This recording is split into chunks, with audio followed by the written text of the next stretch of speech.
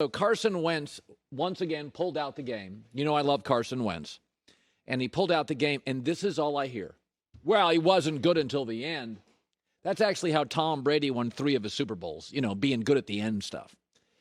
Russell Wilson a couple weeks ago played poorly. He was good on one drive of the game, the very last drive. And he beat Minnesota, and he was dubbed amazing. And I love Russell Wilson. Unbelievable.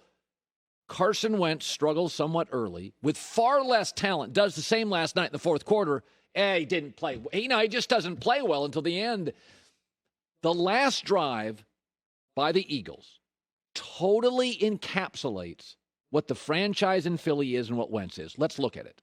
First of all, punt return. Deshaun Jackson gets hurt. Well, of course Deshaun Jackson gets hurt. He's a Philadelphia Eagle wide receiver.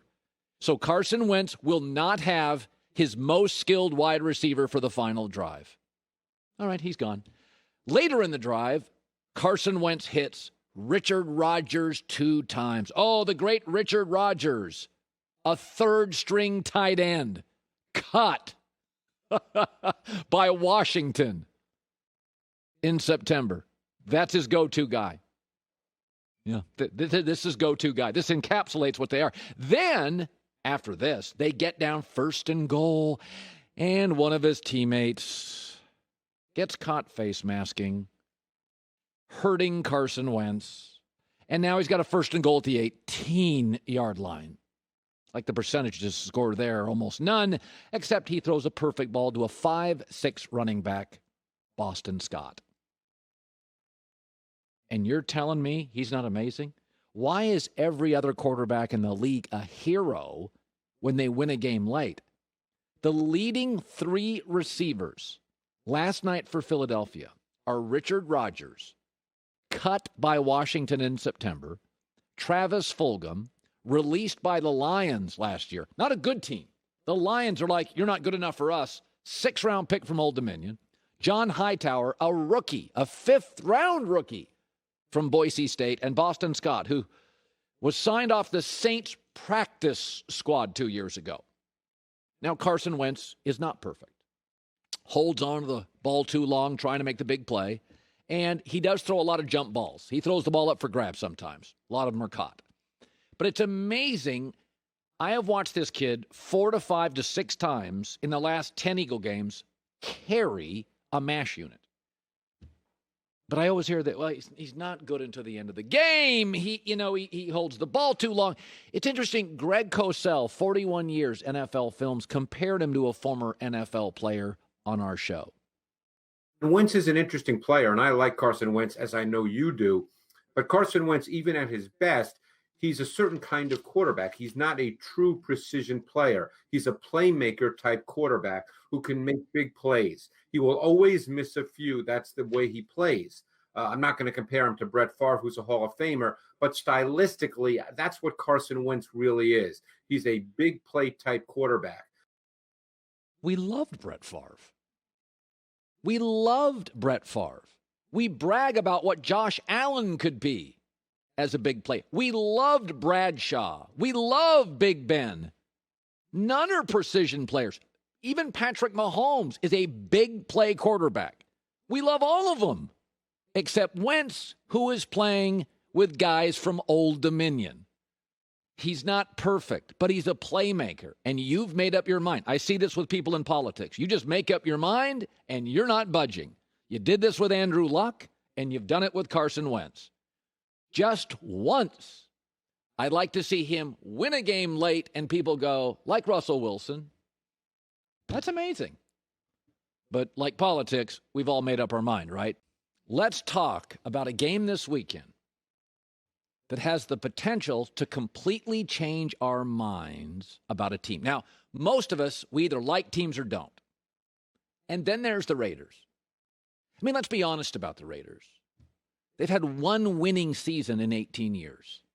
Outside of people who love the Raiders, they've been a joke for 18 years. They had 1 year where Derek Carr won 9 last possession games. They got to the playoffs. He got hurt and they got rolled. They have been a joke for 18 years. They had the worst stadium deal. They had an old owner that was out of touch. They drafted poorly. I mean, around NFL circles, I knew people like reporters, respected reporters, didn't want to go public with it, but they would tell me, like, I don't even cover the Raiders. Like, they just don't know what they're doing. And they didn't say that about Detroit or Cincinnati or Cleveland. They would say, like, the Raiders are not even, they don't even count as an NFL team. They were a mess. We haven't taken them seriously for 18 years. But this weekend and this year, they beat Breeze and the Saints already. They beat Mahomes and the Chiefs already. If they beat Brady and the Bucs already, we're going to have to take them seriously. They got a cool new stadium, an iconic coach, a ton of offensive weapons, and a GM that appears, former TV guy, to know what he's doing. It really comes down to this with the Raiders. Do you like Derek Carr? I do, always have. Pro Football Focus came out yesterday. It rated every single NFL quarterback. All things, all stats, all plays. He was 12th. What have I said on this show? Joy is my witness. Derek Carr, to me, is the 12th best quarterback in the NFL. I do these lists from time to time, and that's what he is. For the record, I went and looked it up this morning. Derek Carr, since the start of last season, that's with John Gruden, 32 touchdowns, 9 picks, 71% completion percentage, and 105 quarterback rating.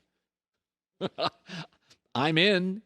I don't think he's Rodgers or Russell. I don't think he's Mahomes or Lamar.